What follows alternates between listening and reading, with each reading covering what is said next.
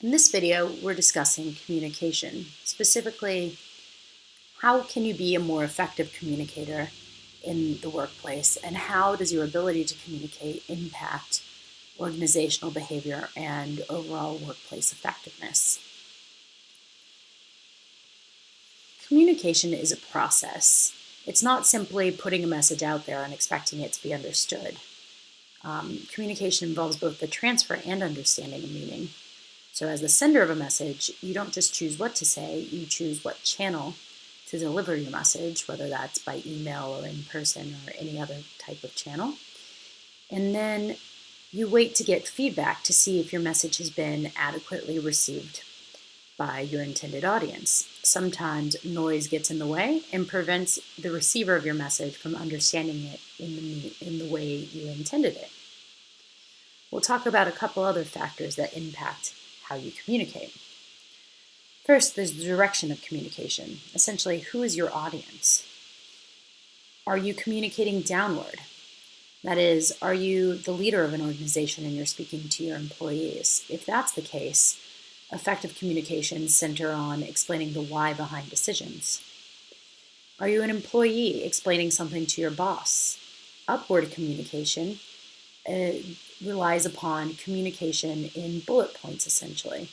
Communicate briefly, respect your boss's time, and support your recommendations with data. Or are you communicating to a peer?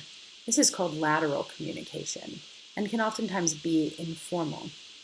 This is oftentimes also one of the quickest ways to spread a message throughout an organization, as communicating upwards and downwards oftentimes happens in formal channels where lateral communication can be informal. We spoke a little bit about choosing the right medium for your communications or the right channel. There's a big distinction between written and oral communications. Oral communications are fast, and you get instant feedback because you can see the body language and the facial expressions of your audience. They might even tell you directly whether they understood what you were saying or not. But oral communications can be easily distorted. After the fact, it may be a he said, she said situation where the message wasn't as clear as you thought it was. On the other hand, written communications, including digital communications like email, leave a paper trail. Sometimes that's a good thing if you want to go back and check what was said, but sometimes it's a bad thing and it can come back to bite you. Even if you've deleted emails, there's still a trail that can link you to some decisions that you'd rather forget. Written communications can also be misinterpreted more readily than verbal communications, especially when you're delivering emotional news. You may have had the experience where you look at a text message or an email and you're not sure if someone is joking or being serious. It is difficult to deliver sarcasm or emotion through email. It's also not the best medium for delivering important information or negative information, such as layoffs. Finally, email can be distracting.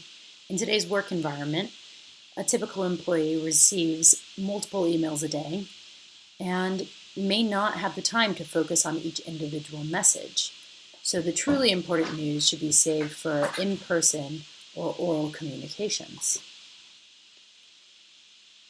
Of course, there's also a plethora of other communication channels we have yet to discuss, including social media and video conferencing. With telecommuting becoming a more common feature in today's workplace, using phone and video to communicate effectively as opposed to traditional face-to-face communications is becoming a more important skill set. Social media has also gained a prominent place in corporate communications.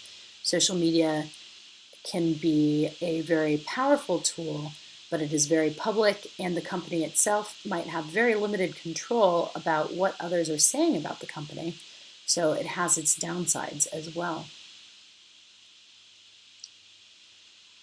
When you're choosing a communication mode, you have to decide upon the appropriateness of the communication channel. I've given you some pros and cons to a few different communications channels, but really, while in-person messages are typically best understood and you get instant feedback, not every message needs to be an in-person message. If you're asking people to clear out the fridge by Friday afternoon, maybe that's something that's not as important and should be lower down the priority poll and maybe reserved for email. So make sure you match the relative importance of your message and the requirement for having that rich context with the appropriate channel. Respect other people's attention and realize they only have a limited amount to give, and not every message is equally important. Of course, even if you've chosen the best medium, there are other barriers to effective communications. There's the idea of filtering. If you present information in a way that will be positively received, think of this almost like crafting a propaganda or PR message. You might be omitting some important details, and people might see that and instantly turn off from your message and find it unappealing because they recognize that manipulation. I already mentioned information overload. In this day and age, we're given too much to process at any given time. So make sure, if you do want your message to be understood, to communicate briefly and succinctly and choose the right medium relative to the importance of your message. Finally, language. Know your audience and minimize jargon. It might not be clear to your audience if you use a lot of acronyms or abbreviations what you're actually implying. Finally, take into account culture and gender barriers in understanding messages. People from non-North American cultures might interpret your message differently or prefer to receive communications in a different format. Be respectful of these differences amongst groups and account for that when you're planning your communications.